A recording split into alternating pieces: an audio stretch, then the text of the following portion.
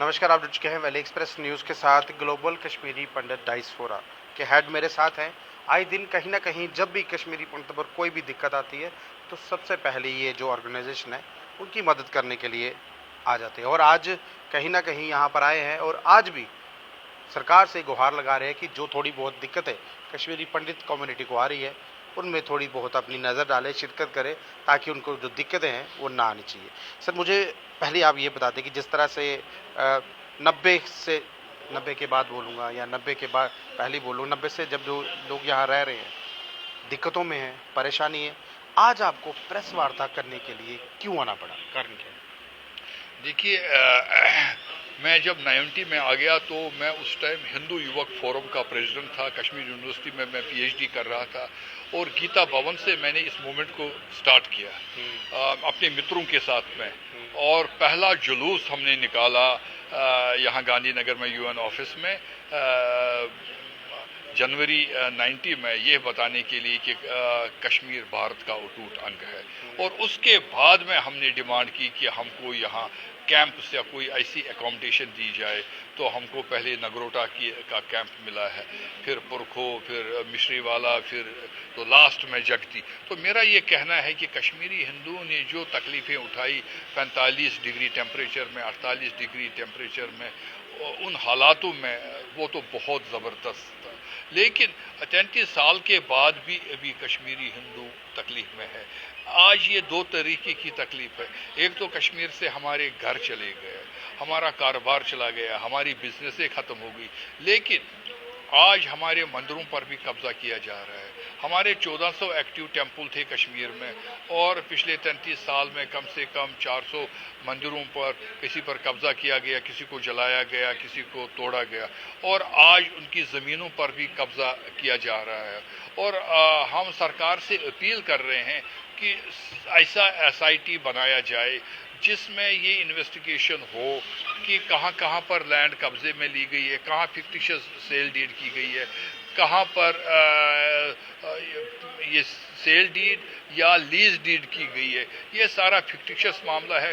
कोई भी बंदा मंदिर की ज़मीन या मंदिर को नहीं बेच सकता, ये कानूनी जुर्म है। एक चीज़ पूछूंगा, 90 के बाद बहुत से ऐसे रिकॉर्ड है जिनको बदल दिया गया। देखिए, कोर्ट ने आज तक ये नहीं, आपने एक एफआईआर तक नहीं लॉन्च हुई 90 के बाद, और कोर्ट ने केस को नकार दिया। जो लोग जिनकी प्रॉपर्टी थी, मंदिर तो है ही है, जहाँ पे लोग रहेंगे मंदिर तो होंगे। मंदिरों की पूजा तब होती है जब वहाँ पर आदमी रह रहे हो, यानी कि पॉपुलेशन थी। जब उनके घरों के ही डॉक्यूमेंट बदल दिए गए तो मंदिर क्या चीज़ है उनके लिए? वही तो बात है कि मतलब अब लोग बोलते हैं कि मोदी है तो सबकी कुछ मुमकिन है। तो हम तो इसीलिए अब जाके सरकार से गुहार लगा रहे हैं कि ये जो इतनी त्रासदी हुई कम्युनिटी के साथ, आज एक ऐसी सरकार आई है जिस पर हमको भरोसा है, जिस पर हमको विश्वास है कि ये सरकार फिर से रिलुक करेगी इन सारे मामलों में। और जिनकी ज़मीनें चली गई है, जो मंदिरों की ज़मीनों पर कब्जा किया गया है, तो उस पर संज्ञान लेगी सरकार सीरियसली, कागजी तौर पर नहीं। हमारी अब कुछ समय हो गया, हमारी माननीय होम मिनिस्टर साहब से मीटिंग हो गई और हमने उनको पूरे 1 घंटे इस पर हमने उनके साथ चर्चा हुई। हमने उनको बताया कि हमारे साथ क्या क्या हुआ है मंदिरों के साथ, और उन्होंने भी हमको पूरा आश्वासन दिया कि हम इसका संज्ञान लेंगे और अच्छे से ये काम करेंगे। लेकिन इसके लिए भी एक नई पिक्चर बनानी पड़ेगी, जिस तरह कश्मीर फाइल बनाएगी। मुझे लगता है कि हमको कंटिन्यूसली हम इसकी आवाज़ उठाते रहेंगे जब तक कि इस समस्या का निवारण ना हो। कश्मीर फाइल्स आई 90 की, उसके बाद कहीं ना कहीं हालात आपने देखे कितने नासूर हो गए, दोबारा 90 से भी बदतर हो गए। अब ये मंदिरों के लिए भी क्या नई पिक्चर बनानी चाहिए? सरकार जो भी, देखिए, सरकार को जो दिखता है वो बिकता है। विवेक अग्निहोत्री जी जिन्होंने ये पिक्चर बनाई, 500 करोड़ से ज़्यादा का पैसा मुनाफा कमाया, क्या कश्मीरी हिंदू कोई फैमिली को कुछ दिया? देखिए, ऐसा है कि मैं अग्निहोत्री जी के साथ था इस फिल्म बनाने के लिए, और अग्निहोत्री जी जब भी प्रेस कॉन्फ्रेंस करते थे तो मुझे साथ में रखते थे।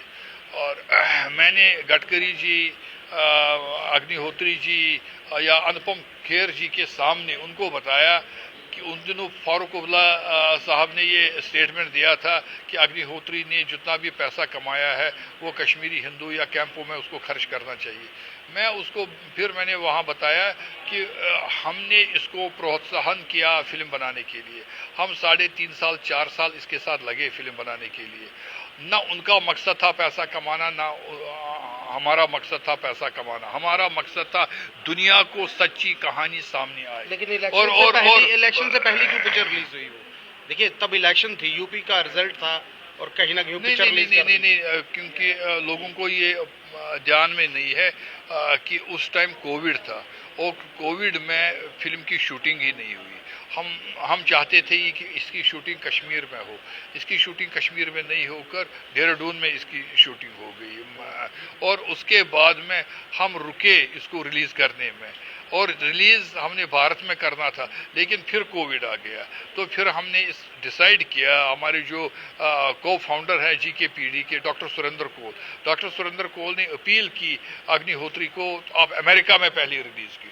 तो पिक्चर को पहले हमने अमेरिका में रिलीज़ की, तब जाके कोविड जब यहाँ कम हो गया तब जाके हमने फिर यहाँ इंडिया में। तो कोविड चल रहा था उस वक्त? नहीं, वहाँ थिएटर खुले थे और यहाँ पर इसका यूपी इलेक्शन या इस इलेक्शन से कोई वास्ता नहीं था, क्योंकि मैं इसके थिन एंड थिक में हूँ।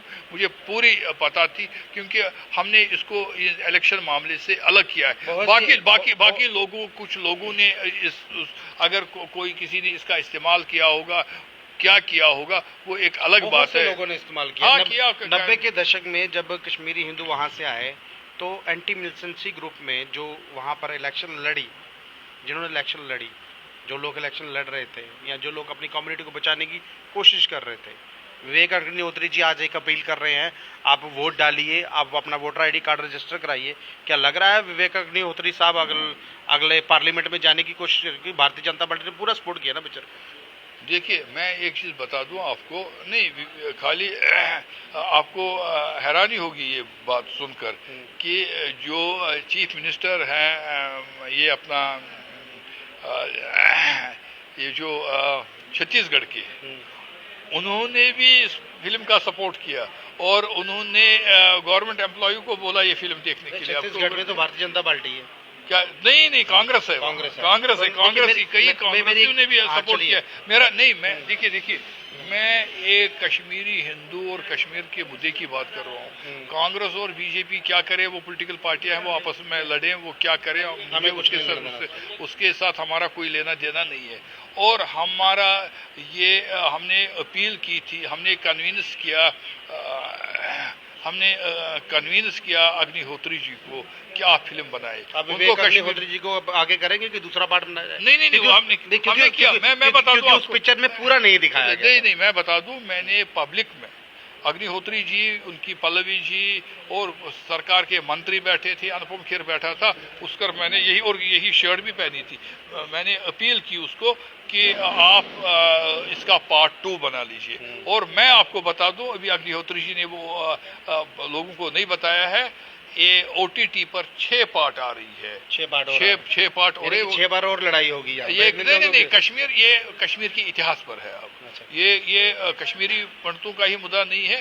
ये जो पहले राजतरंगिणी ललिता आदित्य से लेकर जो कश्मीर के इतिहास पर उसने 6 पार्ट में OTT। मैं एक चीज पूछूंगा, क्या उस पिक्चर में बिट कराटे को क्या रोल दिया गया है?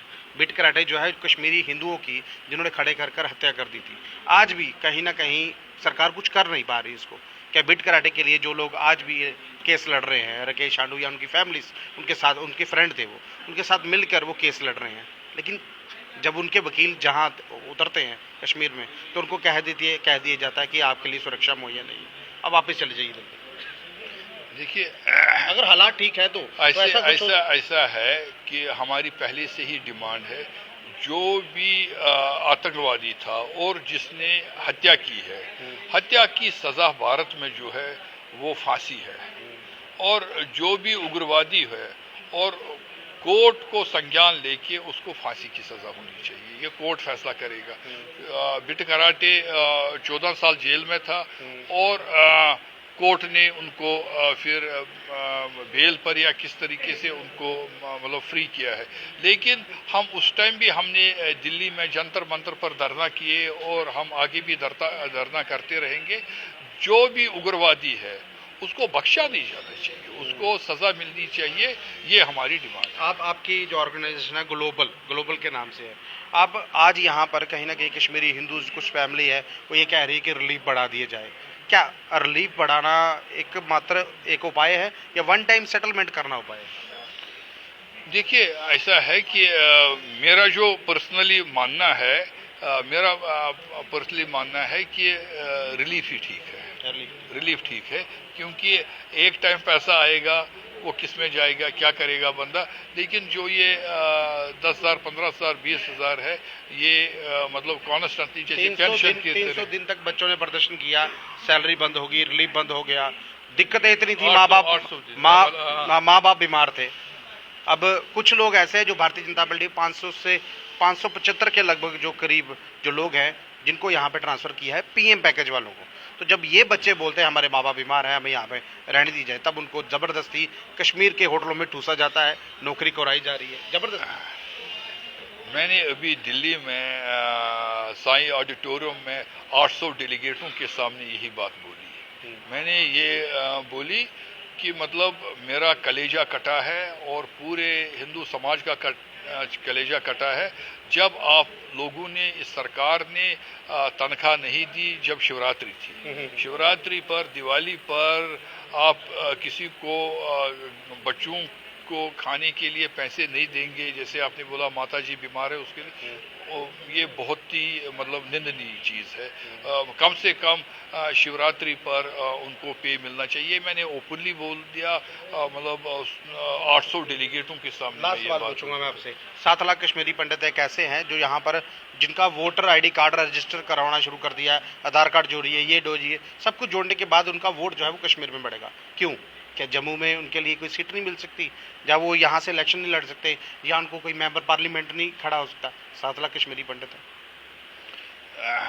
देखिए, ऐसा है कि अभी भी लोगों का ये मानना है कि जो कश्मीर से है कि अगर हमने, जैसे मैं हूँ, मुझे नोएडा का वोटर कार्ड है, तो कई लोगों का ये मानना है कि नहीं, हमको अपनी अपनी जगह वोटर कार्ड बनाना चाहिए ताकि हमको एक क्लेम रहे अपनी जगह के लिए। खाली ये वोट डालने के लिए नहीं, ये एक हिसाब से एक क्लेम है अपनी जगह का। पहले 90 से लेके आज तक वोट तो डाल रहे हैं, क्लेम तो है, लेकिन जगह नहीं है, जमीन नहीं है, मंदिर नहीं है, वो फायदा क्या है उसका?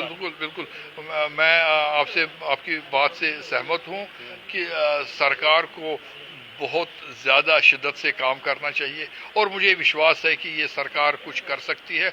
उसका रीज़न ये है कि पिछले 40 साल से हम 50 साल से लड़ रहे थे कि धारा 370 हटनी चाहिए, 335 से हटनी चाहिए। किसी के सपने, दिमाग में या सपने में भी नहीं आ सकता था कि ये हो सकता है, लेकिन होगा। ये एक नेशनली, इंटरनेशनली और ग्राउंड लेवल पर एक साइकोलॉजिकल, ये मैंने मान लिया। अब यूपी, बिहार, गुजरात, जहां मर्जी से आए, अब जेडीए डिपार्टमेंट ने एक ऑर्डर निकाल दिया है, एक एडवर्टाइजमेंट निकाली है, ना आधार कार्ड, ना पैन कार्ड, ना वोटर आईडी कार्ड, ना तो आपको डोमिसाइल, ना स्टेट सब्जेक्ट। आइए आवेदन कीजिए, जमीन ले लीजिए। कैसे के लिए 370 हटाना चाहिए था? अगर 370 हटाया तो 371 इंप्लीमेंट कर देते। कभी ना कभी हमारे बच्चों या हमारे जो बुजुर्ग हैं उनके लिए जो जमीनें थी वो तो महफूज रहती, अब तो बांटी जा रही है ना।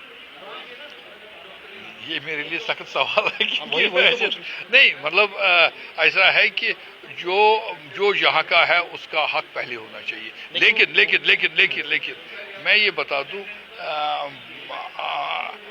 कश्मीरी हिंदू, कश्मीरी मुसलमान लगभग 15 लाख पूरे भारत में रह रहे हैं, और 2 लाख लोग तो बंगाल में ही रह रहे हैं जो शालों का बिजनेस कर रहे हैं। क्या है कि घुमा दिया। तो आपने मतलब सवाल को घुमा दिया। तो इसलिए तो मेरा ये मानना है कि सारा देश सबके लिए है और जिस तरह कश्मीरियों के लिए कश्मीर है होना भी चाहिए। कश्मीर एक स्पेशल था। हमारे महाराजा ने 75 लाख रुपए में ये जमीन जो थी वो खरीदी हुई थी, उसके बावजूद भी इसको सेल फॉर J&K कर दिया ऑल ओवर इंडिया। समय के साथ चलना है और समय बदल गया। बहुत बहुत देख लीजिए, समय के साथ चलना है, समय बदल गया, लेकिन समय कितना बदला है, जम्मू कश्मीर को सेल कर दिया है। अब कश्मीरी हिंदूज को कहीं ना कहीं यहाँ बचाने की जो बात की जा रही है, ये भी कहीं ना कहीं सपोर्ट करने के लिए उनके साथ खड़े हैं, ताकि जो उनको दिक्कतें आ रही हैं उन दिक्कतों का जो है वो समाधान करना चाहिए। बहरहाल आप अपनी राय जरूर रखिएगा, इस वीडियो को ज़्यादा से शेयर कीजिए।